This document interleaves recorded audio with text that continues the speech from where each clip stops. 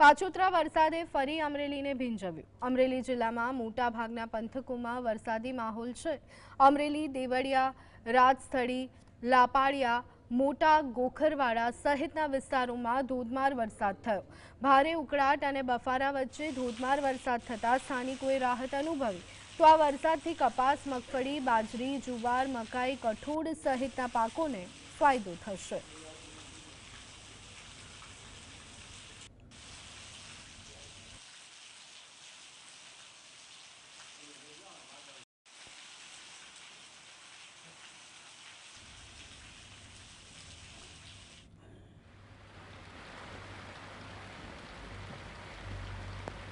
તો અમરેલીના રાજુલા પંથકમાં વરસાદી માહોલ છે। રાજુલા સહિત શહેર સહિત ગ્રામ્ય વિસ્તારોમાં ધોધમાર વરસાદ થયો। ડુંગર, જૂની માંડરડી, ઝાપોદર, ધારીશ્વર, છતડિયા સહિતના આસપાસના ગામોમાં વરસાદ થયો। થોડા સમયથી અસહ્ય ગરમીનો અનુભવ થઈ રહ્યો હતો, તેવામાં વરસાદથી હવામાનમાં ઠંડક પ્રસરી છે।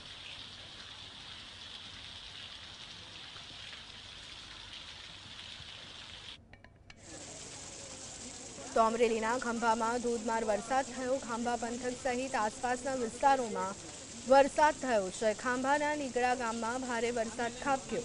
થોડા જ વરસાદમાં ખાંભા પાણી થઈ ગયું।